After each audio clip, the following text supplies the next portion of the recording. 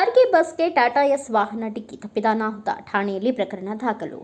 ಪಟ್ಟಣದ ದಬ್ಬೆಪೇಟ ರಸ್ತೆ ತಿರುವಿನಲ್ಲಿ KSRTC bus ಹಾಗೂ ಟಾಟಾ ಎಸ್ ವಾಹನದ ನಡುವೆ ಡಿಕ್ಕಿ ಸಂಭವಿಸಿದ್ದು, ಟಾಟಾ ಎಸ್ ವಾಹನವು ರಸ್ತೆ ಪಕ್ಕದಲ್ಲಿ ಹಾಕಿದ್ದ ಬೃಹತ್ ಗಾತ್ರದ ವಿದ್ಯುತ್ ಕಂಬವನ್ನು ಹತ್ತಿ ಪಟ್ಟಣ ಪಂಚಾಯಿತಿ ಹಾಕಿದ ಕಬ್ಬಿಣದ ಕಂಬವನ್ನು ಮುರಿದುಕೊಂಡು ರಾಘವೇಂದ್ರ ಭವನ ಹತ್ತಿರಕ್ಕೆ ಹೋಗಿ ನಿಂತಿದೆ. ಟಾಟಾ ಎಸ್ ವಾಹನವು ರಸ್ತೆಯ ಪಕ್ಕದಲ್ಲಿ ಹಾಕಿದ್ದ ಬೃಹತ್ ವಿದ್ಯುತ್ ಕಂಬವನ್ನು ಏರಿದ್ರಿಂದ ಮುಂದೆ ಚಲಿಸಿದರೆ ರಾಘವೇಂದ್ರ ಭವನ್ ಹೋಟೆಲ್ ಒಳಕ್ಕೆ ನುಗ್ಗಬೇಕಿತ್ತು. ಅಲ್ಲದೆ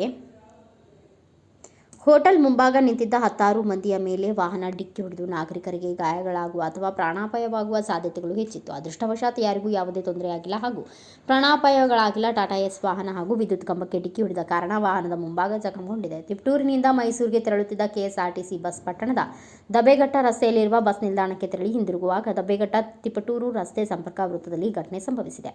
ರಸ್ತೆ ತಿರುವಿನಲ್ಲಿ ಸಾರಿಗೆ ಬಸ್ ತೆರವು ಪಡೆಯುವಾಗ ತಿಪಟೂರು ರಸ್ತೆ ಕಡೆಯಿಂದ ವೇಗವಾಗಿ ಬಂದ ಟಾಟಾ ಎಸ್ ಹಾಲಿನ ವಾಹನವು ಬಸ್ಗೆ ಡಿಕ್ಕಿ ಹೊಡೆದುಕೊಂಡು ನಿಯಂತ್ರಣ ತಪ್ಪಿ ರಸ್ತೆ ಬದಿಯಲ್ಲಿ ಹಾಕಿದ್ದ ಬೃಹತ್ ವಿದ್ಯುತ್ ಕಂಬವನ್ನು ಏರಿ ಹೋಟೆಲ್ ಕಡೆಗೆ ನುಗ್ಗಿತ್ತು ಎನ್ನಲಾಗಿದೆ. ಟಾಟಾ ಎಸ್ ಹಾಲಿನ ವಾಹನದ ಚಾಲಕ ದುಂಡು ಗ್ರಾಮದ ವೇಣುಗೋಪಾಲ್ ಎಂಬಾತನಿಗೆ ಸಣ್ಣಪುಟ್ಟ ಗಾಯಗಳಾಗಿದ್ದು ಪಟ್ಟಣ ಸಾರ್ವಜನಿಕ ಆಸ್ಪತ್ರೆಯಲ್ಲಿ ಚಿಕಿತ್ಸೆ ಪಡೆಯುತ್ತಿದ್ದಾರೆ. ತುರುವೇಕೆರೆ ಪೊಲೀಸ್ ಠಾಣೆಯಲ್ಲಿ ಪ್ರಕರಣ ದಾಖಲಾಗಿದ್ದು, ಪೊಲೀಸರು ಟಾಟಾ ಎಸ್ ಹಾಗೂ ಸಾರಿಗೆ ಬಸ್ ಎರಡನ್ನ ವಶಕ್ಕೆ ಪಡೆದು ತನಿಖೆಯನ್ನು ಕೈಗೊಂಡಿದ್ದಾರೆ.